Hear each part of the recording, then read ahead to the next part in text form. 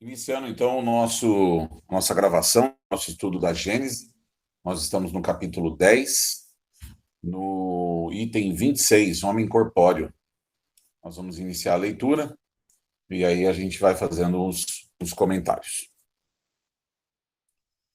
Do ponto de vista corpóreo e puramente anatômico, o homem pertence à classe dos mamíferos, dos quais difere unicamente por algumas nuances na forma exterior. Quanto ao mais, a mesma composição química de todos os animais, os mesmos órgãos, as mesmas funções e os mesmos modos de nutrição, de respiração, de secreção, de reprodução.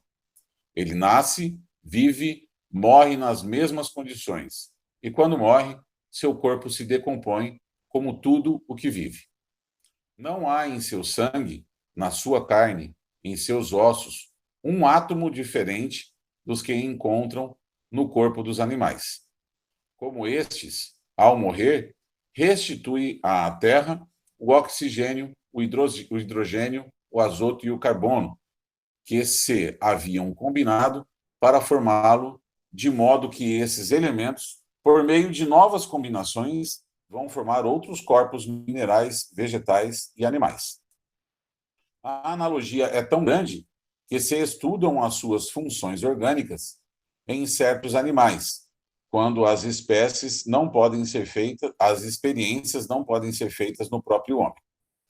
Na classe dos mamíferos, o homem pertence à ordem dos bímanos. Logo abaixo dele vêm os quadrúmanos, animais de 4 mãos, ou macacos, alguns dos quais, como o orangotango e chimpanzé, guardam certa aparência com o homem, a tal ponto que, durante muito tempo, foram denominados homens das florestas. Como o homem, esses macacos caminham eretos, usam cajados, constroem choças e levam o alimento à boca com o auxílio das mãos, sinais característicos. Por pouco que se observe a escala dos seres vivos, do ponto de vista do organismo, reconhece-se que, desde o líquen até a árvore e desde o zoófito até o homem, há uma cadeia que se eleva gradativamente, sem solução de continuidade, e seus anéis, sem exceção de um só, tem um ponto de contato com o anel precedente. Acompanhando-se passo a passo a série dos seres, dir-se-ia que cada espécie é um aperfeiçoamento, uma transformação da espécie imediatamente inferior. Visto que as condições do corpo do homem são idênticas às dos outros corpos, química ou constitucionalmente, é considerando-se que ele nasce, vive e morre da mesma maneira, também ele há de se ter formado nas mesmas condições que os outros. Embora isso possa custar muito ao seu orgulho, o homem deve resignar-se e não ver o seu corpo material senão o último anel da animalidade na Terra. Aí está o inexorável argumento dos fatos, contra o qual seria inútil protestar. Todavia, quanto mais o corpo diminui de valor aos seus olhos, tanto mais cresce a importância do princípio espiritual. Se o primeiro o nivela ao bruto, o segundo o eleva à altura incomensurável. Vemos o limite extremo do animal, mas não vemos o limite a que chegará o espírito do homem. Por aí, o materialismo pode ver que o espiritismo, longe de temer as descobertas da ciência e o seu positivismo, vai ao encontro deles e os provoca, porque está certo de que o princípio espiritual, que tem existência própria, em nada pode com ela sofrer. O espiritismo marcha ao lado do materialismo, no campo da matéria, admite tudo o que o segundo admite, mas avança para além do ponto que esse se detém. O espiritismo e o materialismo são como dois viajantes que caminham juntos, partindo de um mesmo ponto. Chegando a certa distância, um diz: não posso ir mais longe. O outro prossegue e descobre um novo mundo. Porque então o primeiro diz que o segundo é louco. Só porque, entrevendo novos horizontes, o segundo se decide a transpor os limites que o outro julga por bem não avançar? Também Cristóvão Colombo foi taxado de louco porque acreditava na existência de um mundo além do oceano? Quantos desses loucos sublimes a história não conta, que têm feito a humanidade avançar e os quais se tecem coroas depois de lhe haver atirado lama?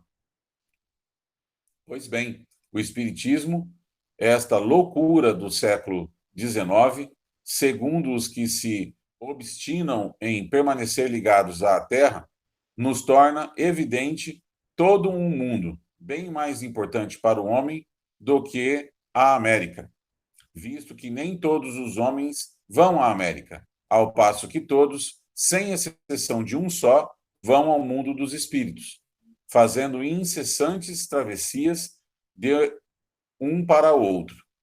Chegados, portanto, ao ponto em que nos achamos com relação à Gênese, o materialismo se detém, enquanto o espiritismo prossegue em suas pesquisas no domínio da Gênese espiritual.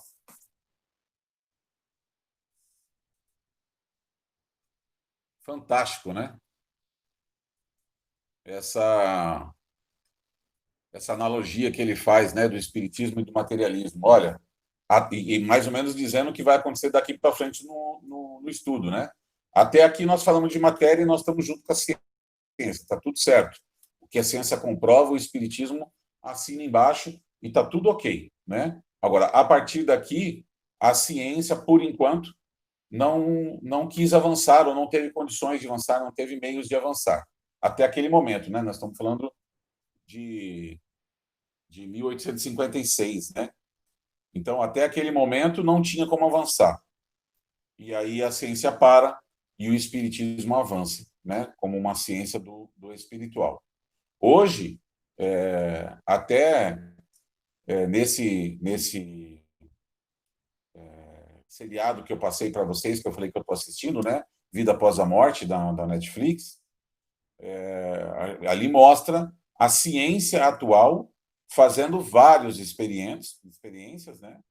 E uma das experiências eles colocam aquelas toucas para acompanhar o nível de vibração do ser humano, e no momento de transe eles identificam que o médium, no processo de comunicação mediúnica, ele atinge um pico máximo de vibração, de êxtase, né, que eles chamam ali de estado beta ou estado alfa, uma coisa assim que eles falam, que é o pico do que eles conseguiram medir até hoje. Então, a ciência começa a avançar nesse sentido, começa a se debruçar agora sobre o espiritual para quebrar esses paradigmas e começar também a pisar nesse novo mundo de oportunidades, né, que é o espiritual.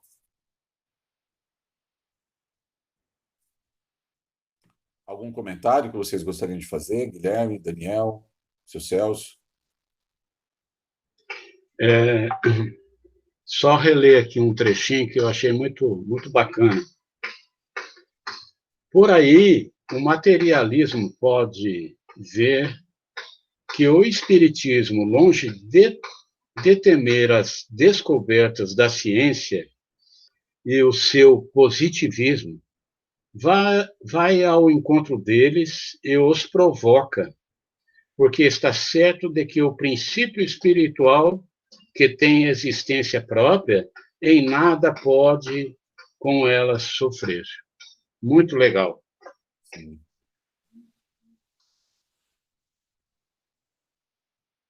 Que é o que tem acontecido, né?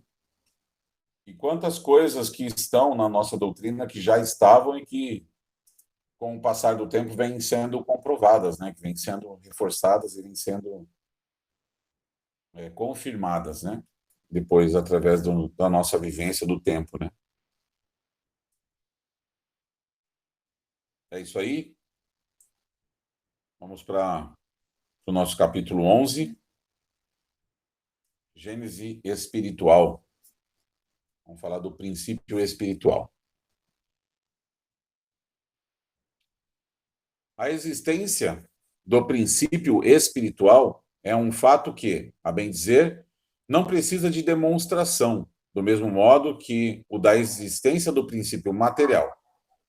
É, de certa forma, uma verdade axiomática. Ele se afirma pelos seus efeitos, como a matéria pelos que lhe são próprios. De acordo com este princípio, todo efeito tem uma causa. Logo, todo efeito inteligente deve ter uma causa inteligente. Não há quem não faça a distinção entre o movimento mecânico de um sino que o vento agite, e o movimento desse mesmo sino para dar um sinal, um aviso, atestando só por isso que obedece a um pensamento, a uma intenção. Ora, não podemos acorrer a ninguém a ideia de atribuir pensamento à matéria do sino. Tem-se de concluir que o move uma inteligência a qual ele serve de instrumento para que ela se manifeste. Pela mesma razão, ninguém terá a ideia de atribuir pensamento ao corpo de um homem morto.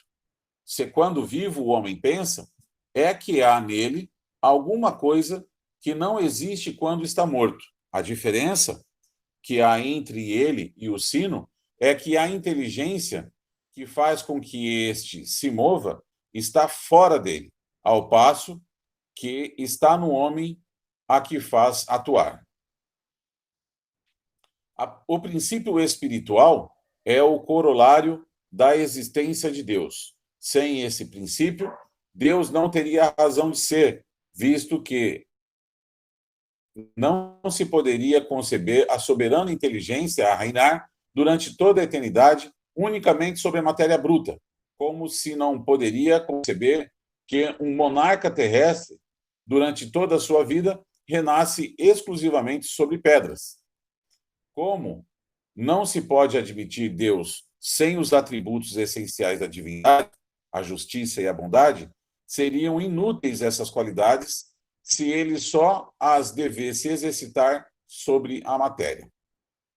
Por outro lado, não se poderia conceber um Deus soberanamente justo e bom a criar seres inteligentes e sensíveis para os votar ao nada, após alguns dias de sofrimento sem compensação, a recriar-se nessa sucessão indefinida de seres que nascem sem o haverem pedido, pensando por um instante apenas para conhecerem a dor e se extinguindo para sempre após efêmera existência.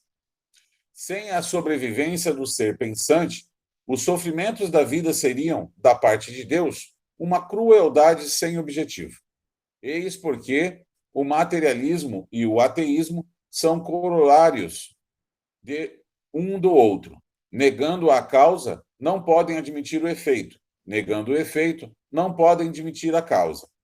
O materialismo é, pois, coerente consigo mesmo, embora não o seja com a razão.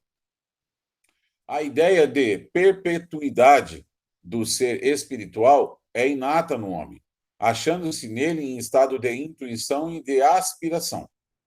O homem compreende que somente aí está a compensação às misérias da vida.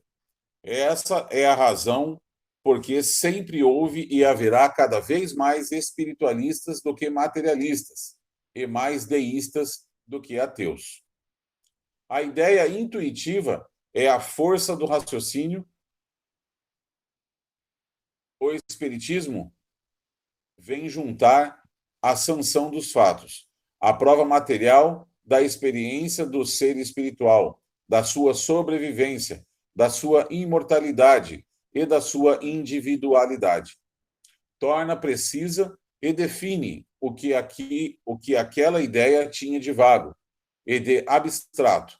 Mostra o ser inteligente a atuar fora da matéria, quer depois, quer durante a vida do corpo. O princípio espiritual e o princípio vital são uma só e a mesma coisa? Partindo, como sempre, da observação dos fatos, diremos que, se o princípio vital fosse inseparável do princípio inteligente, haveria alguma razão para confundi-los.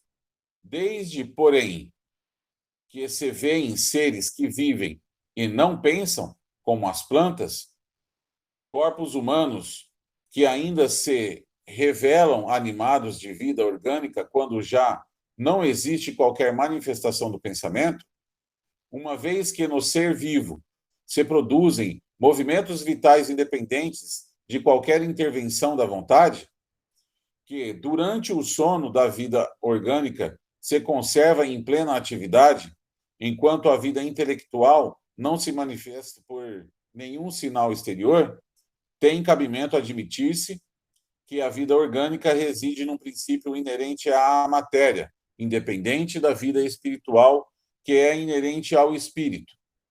Ora, visto que a matéria tem uma vitalidade independente do espírito, e que o espírito tem uma vitalidade independente da matéria, torna-se evidente que essa dupla vitalidade repousa em dois princípios diferentes.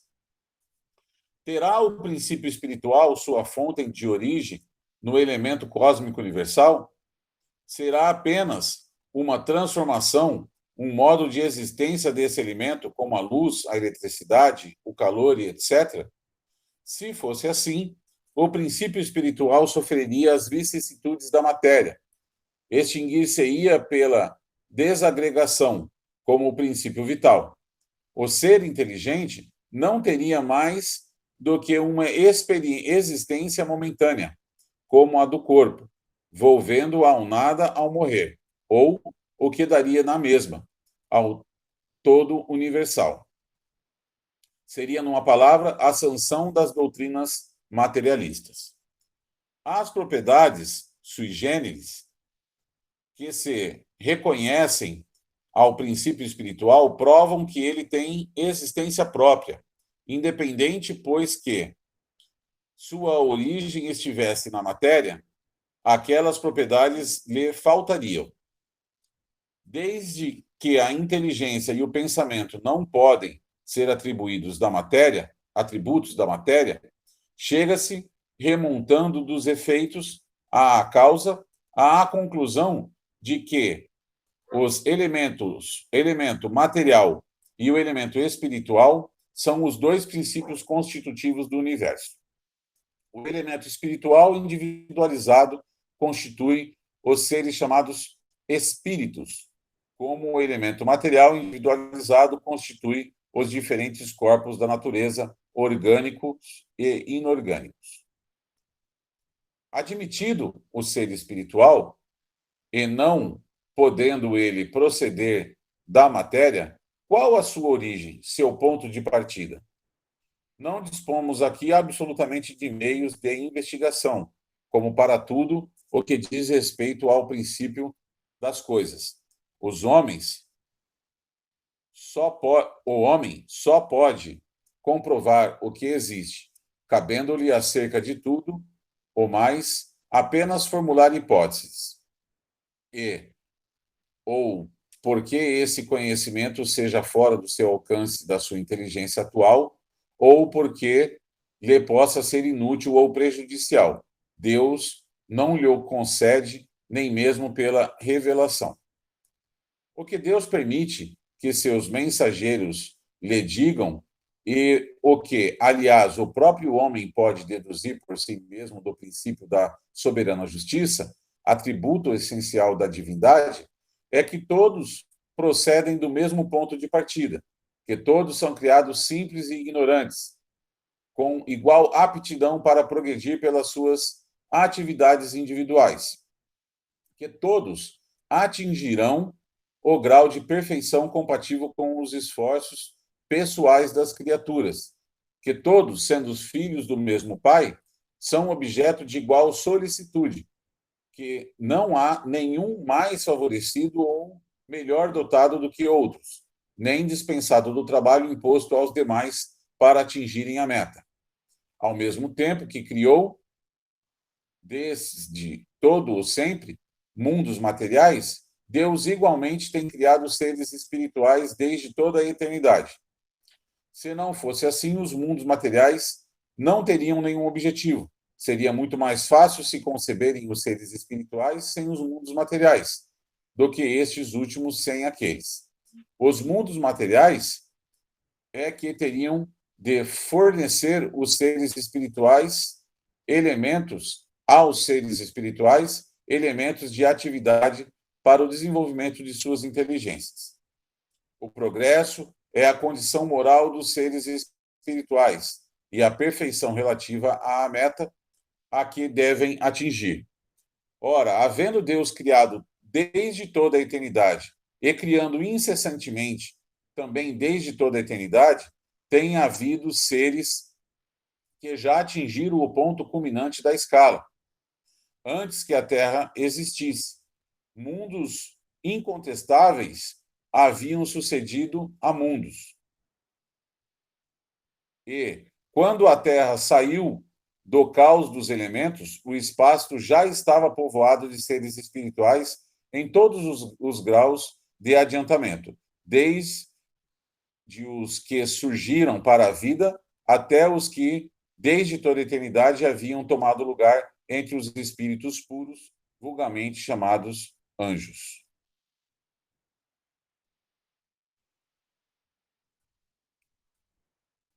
Comentários?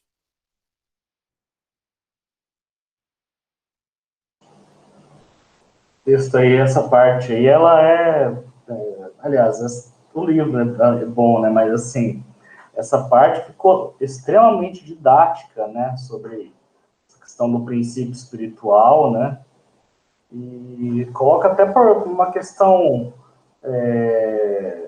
lógica, nossa, assim, de é inato ao homem saber de algo superior, saber de uma vida, de que existe algum lugar, o normal é isso, né?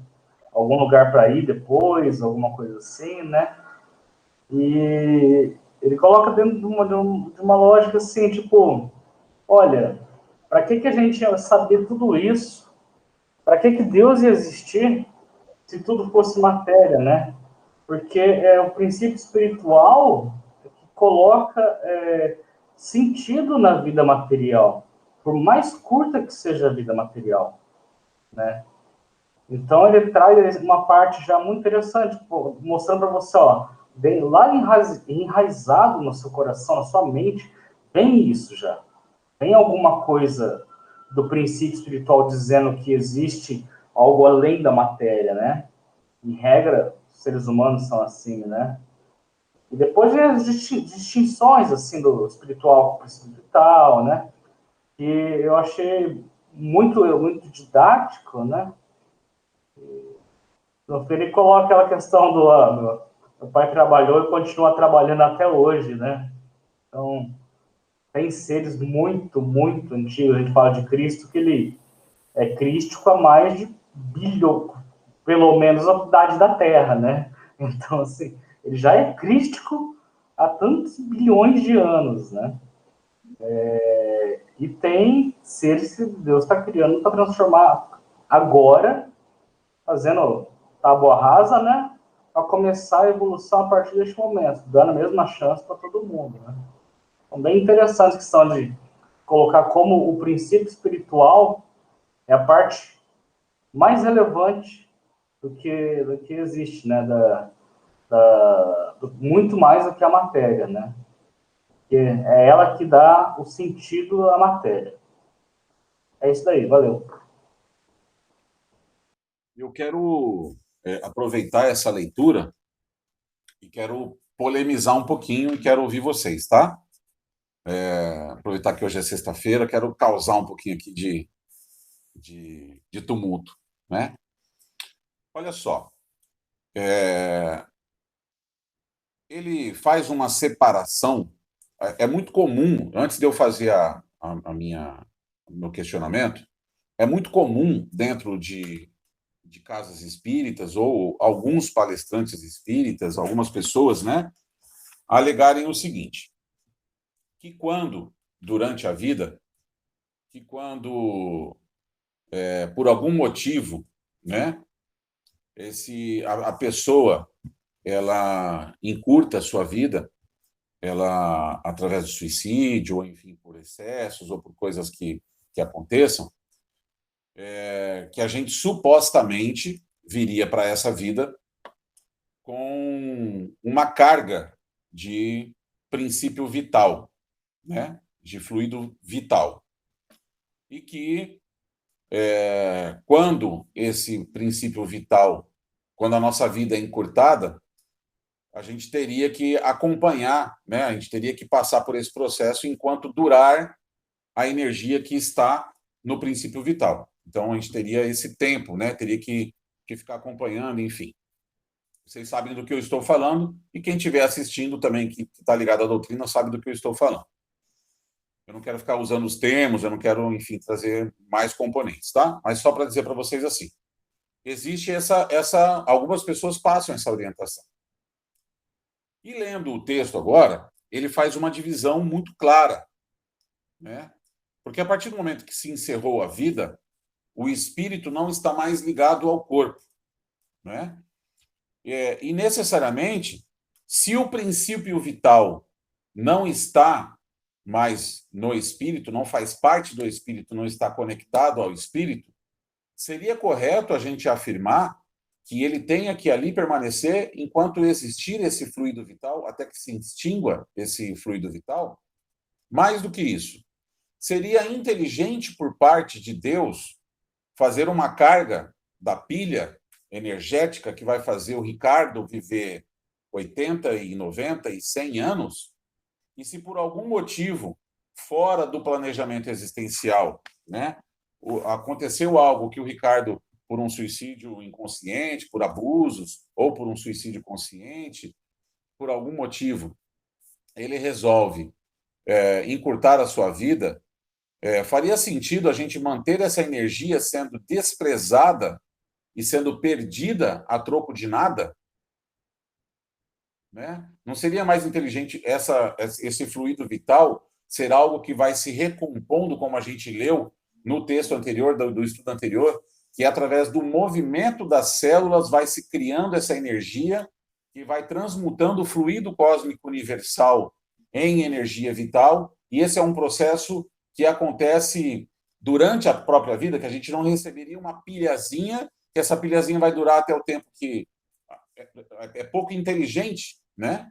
É um sistema arcaico, né, de combustível fóssil, né, de utilizar. Nós já estamos indo, o homem já está inventando uma inteligência de que o carro não vai mais usar combustível fóssil, mas ainda vai ter que ter uma carga. Mas já existe estudos que faz com que o próprio carro, no movimento que ele gera, ele gerar a própria energia que vai fazer ele se movimentar. Quer dizer, isso o homem está desenvolvendo.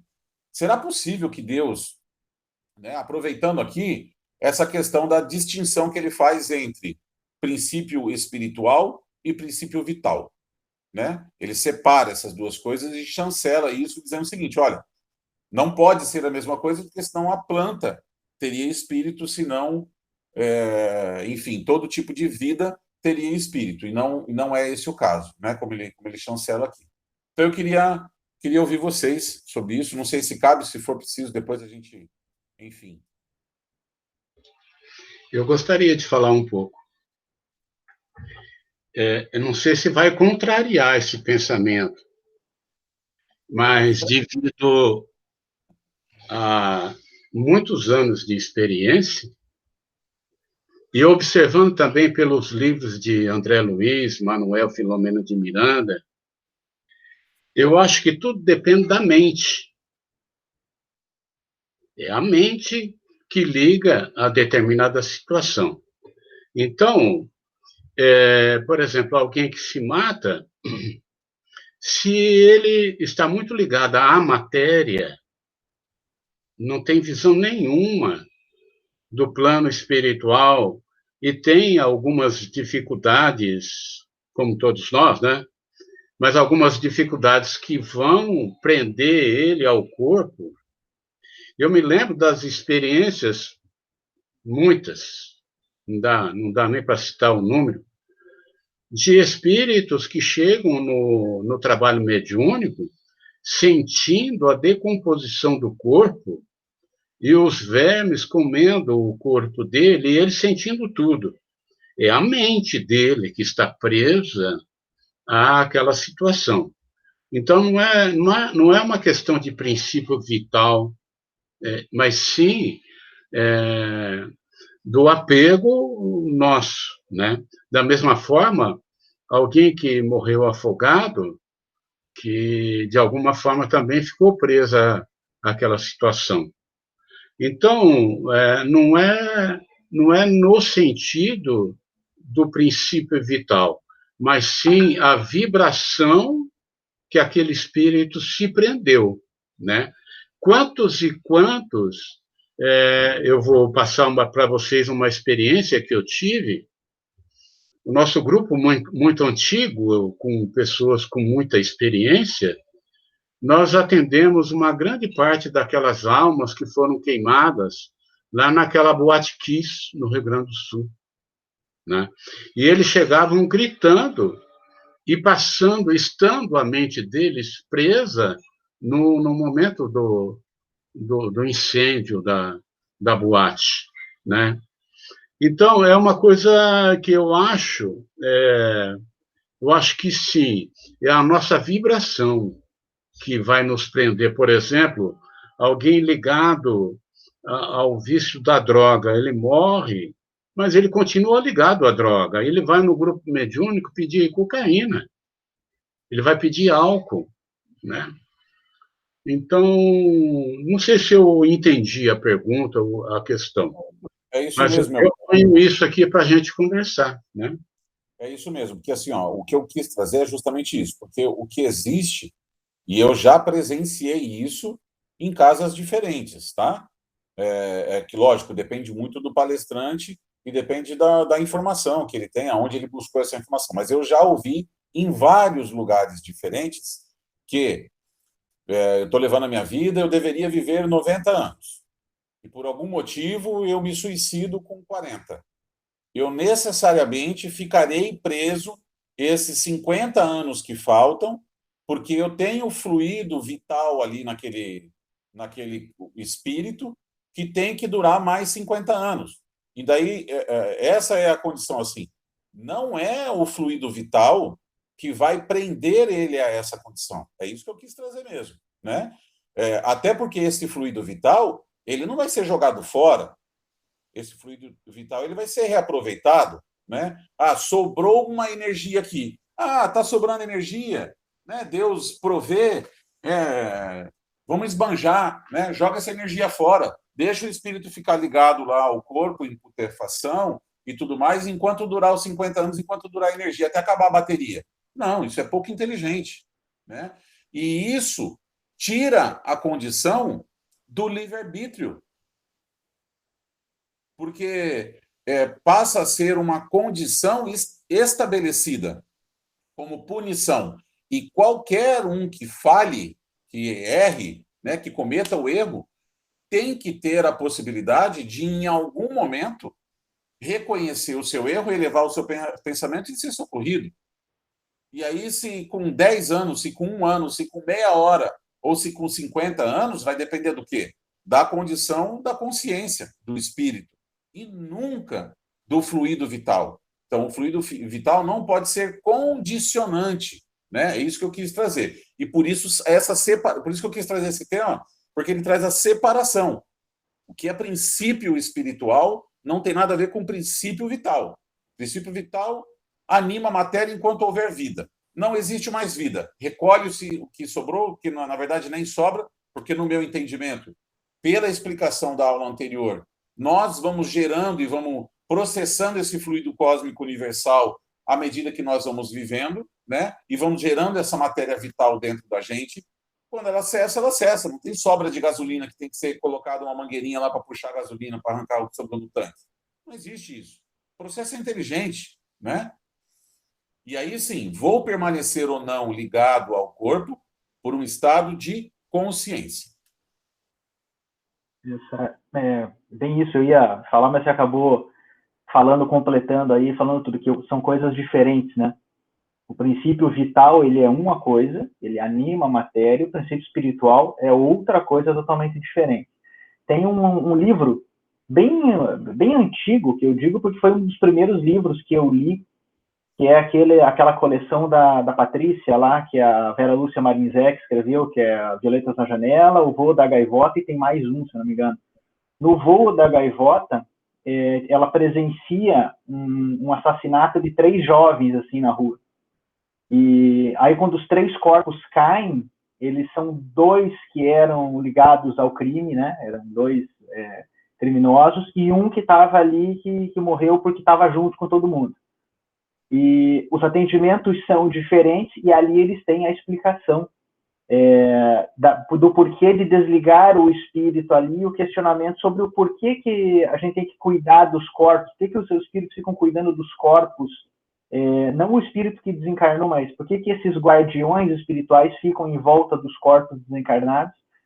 Aí eles falam que é pelos vampiros, né? Os que vêm vampirizar aquela energia que fica de ectoplasma, energia animal que fica ali.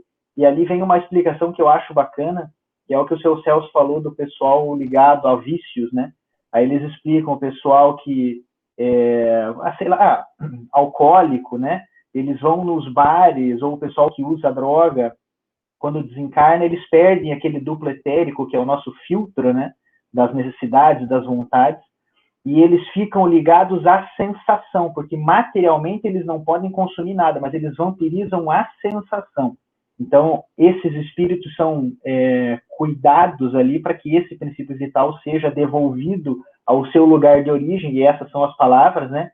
Devolvidos ao seu lugar de origem, que é o cosmos, que é o fluido cósmico universal, e o corpo é corpo. O corpo vai voltar à sua origem orgânica, ele vai se decompor e fazer a separação. Mas é bem isso aí. Uma coisa difere da outra. Eu até ia fazer um ponto a mais, se me permitirem, que é assim. Eu ouvi também, Ricardo, já palestras sobre isso. Tá? E você para e pensa, então tudo que eu estudei está errado. Porque como que a pessoa vai ficar ligada, se viver 90 anos, se suicida aos 40, como é que fica ligado mais 50 ali? Aí eu vi uma explicação legal do Geraldo Lemos falando sobre isso uma vez. O Geraldo Lemos trabalhou muito tempo com o Chico, né? E essa explicação, se eu não me engano, foi o Chico que deu e contou a história daquele cara que açoitava escravos, né? Ele falou, indiferente do que aconteceu no teu desencarne, suicídio ou não, você vai ter a sua consequência por ter tirado a própria vida, enfim, independente do caso. Mas quando você vem, você precisava viver mais 50 anos, então você vem com uma carga, numa próxima encarnação, e não é necessariamente a sequência, mas uma das próximas encarnações, você vem para completar aquele ciclo de 50 anos. Só que tudo vai depender de você, né? Você vai ter uma moratória ou não dessa sua encarnação.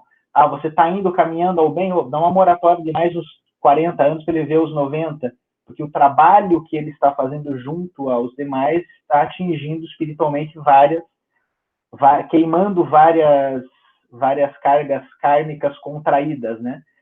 Aí o exemplo que o Chico deu é aquele do rapaz que açoitava escravos, que ele veio com o propósito aqui na Terra de perder o braço direito, se eu não me engano, que é o que ele açoitava os escravos.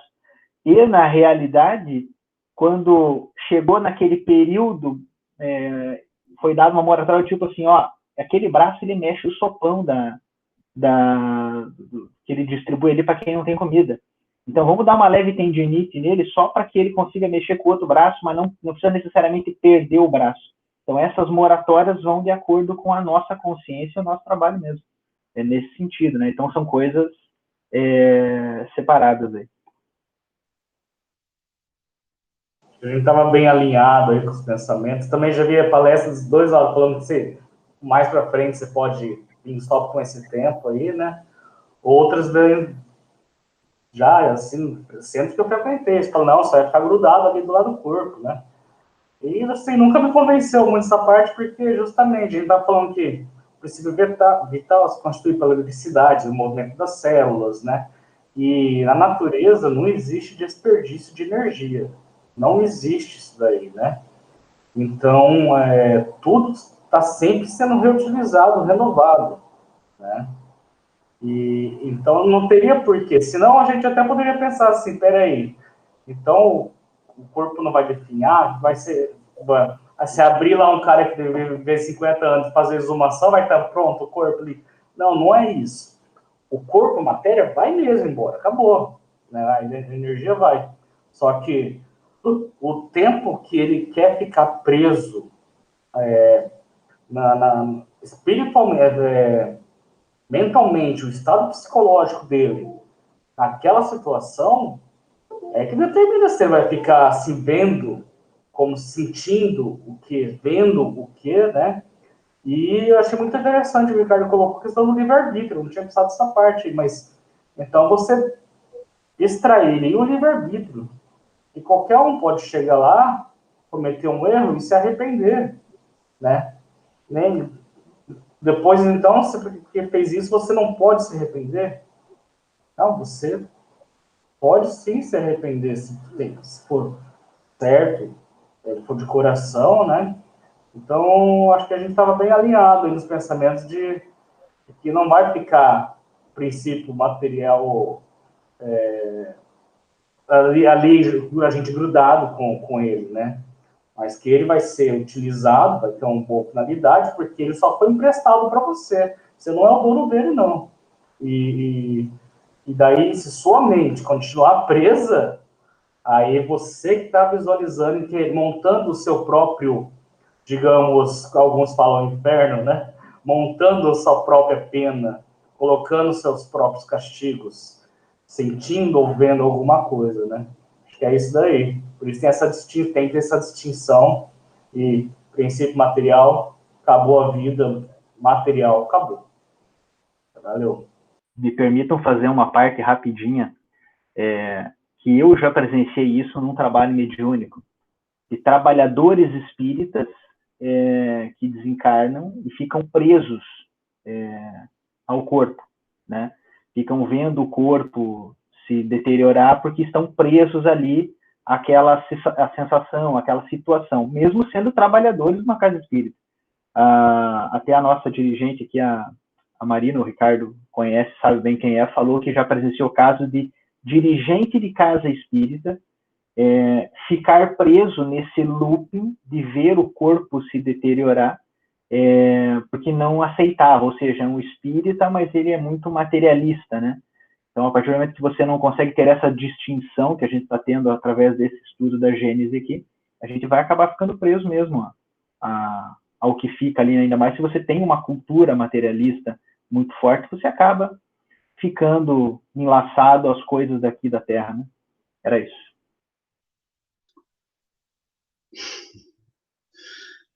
Eu trago a lembrança aqui de André Luiz, no livro Nosso Lar, que ele desencarnou com aquele karma do álcool e do fumo, né? Mas no momento que ele pede ajuda, que ele descobre que ele pode sair daquilo, ele é atendido. Legal, eu quis trazer esse tema porque eu achei pertinente pela questão da divisão que ele faz, tá? E para que a gente possa fazer esse esclarecimento para quem está assistindo depois, né? Porque eventualmente pode ouvir isso numa outra palestra, e é importante saber fazer essa distinção. Não somos nós que estamos falando, lógico que a gente fez os comentários aqui, mas é Kardec que está dizendo, né? Então, que não haja essa confusão, né? E a gente contesta, inclusive, pela questão da inteligência de Deus, né? Fazer uma coisa como se fosse um carro abastecendo com petróleo, né? Então, tem que ser mais inteligente do que isso. A outra coisa que eu gostaria de comentar aqui até porque nós estamos completando o nosso horário aqui do estudo de hoje, nós estudamos daqui para trás a questão da expansão do universo. E estudando essa expansão do universo, nós entendemos mais ou menos o exemplo que Kardec dá, que é o seguinte, né? Nós pegando de um ponto, da onde nós estamos, e caminhando na velocidade da luz, para qualquer um dos lados, escolhe uma direção e caminha reto na velocidade da luz durante bilhões de anos. Luz, né? Bilhões de anos-luz caminhando nessa direção. Ao caminhar bilhões de anos, nós teremos dado um pouco menos de um passo, no sentido de chegar ao extremo desse universo. Por quê? Porque esse universo, ele continua em expansão. Por mais que a gente caminhe numa velocidade ultrassônica e que a gente consiga chegar rapidamente no seu extremo, esse tempo que a gente vai levar para chegar daqui até o extremo, quando a gente chegar lá, ele já cresceu, ele já foi adiante. Então, esse espaço, esse universo material, ele também está em expansão. E assim o é desde quando Deus existe. E Deus existe desde sempre. Nós não podemos, seguindo a Gênese, seguindo o estudo do Espiritismo, nós não podemos conceber uma suprema inteligência ociosa, né? Se é suprema inteligência, tem que estar operando, tem que estar em atividade, né? Não a gente querendo arrumar serviço para Deus, não é isso, né? Mas não dá para conceber um Deus, né, descansando em algum lugar. Ele está o tempo todo operando, ele está o tempo todo em expansão desse universo. Ora, se o universo material está em expansão, caminhando para o infinito, sem limites, numa velocidade supersônica, né? Que sentido faria um Deus gastar energia na criação disso tudo, dessa expansão gigantesca, para haver apenas a vida em poucos espíritos, num planetinha que é menos que um grãozinho de areia do universo, chamado Terra? Só para enfeitar o nosso céu? É óbvio que não. Da mesma forma que essa inteligência é expansiva no sentido material, essa mesma inteligência que cria na matéria essa condição de expansão, ela cria também do lado espiritual, do princípio espiritual, essa expansão. Então, sempre houveram espíritos sendo criados, desde o sempre, assim como a matéria, assim como o universo, sempre existiram espíritos sendo criados desde o sempre. E sempre existirão. Nesse exato momento, estão surgindo zilhões e bilhões e trilhões de espíritos esparramados por todos os lugares, né? Por todo o universo. E assim continuará. Daqui, cada segundo, isso está em expansão. Esse é o nosso Deus. Esse Deus generoso.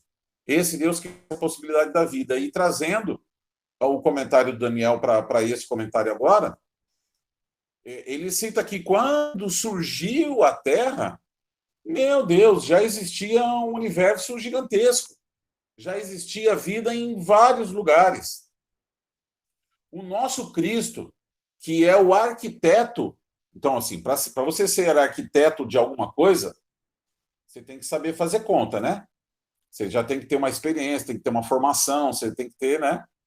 Vou construir uma casa, né? Você não vai ter a ideia, você até pode tentar fazer, mas depois ela vai desabar, né? Então, você tem um processo de formação. Para construir um planeta, com todas as leis que regem o nosso planeta, tudo isso pensado, embutido, para ir eclodindo ao tempo e sendo formado com o tempo, não é uma faculdadezinha qualquer, correto?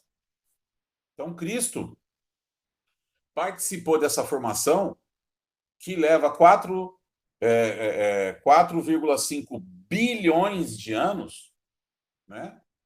Ele participou dessa formação, ou seja, quando aconteceu lá atrás, ele já era Cristo.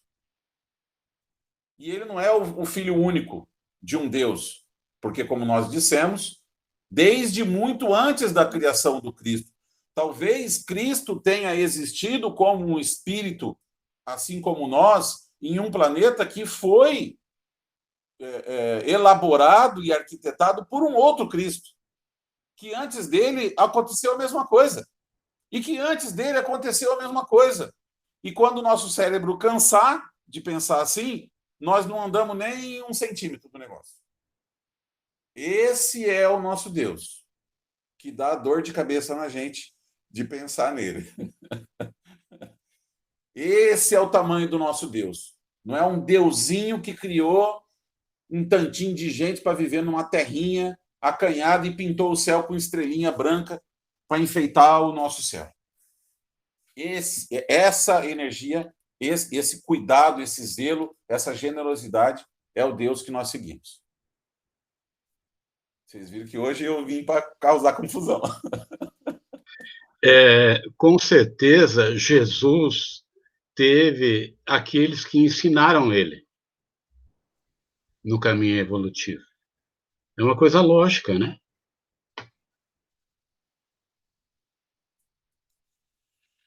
É isso, pessoal. Por hoje é só. Alguém mais quer comentar alguma coisa? Tranquilo. Não precisa comentar. Tudo certo. Beleza. Nos vemos na segunda-feira. Segunda-feira. No coração de todos aí. Abraço. Valeu, pessoal. Até segunda.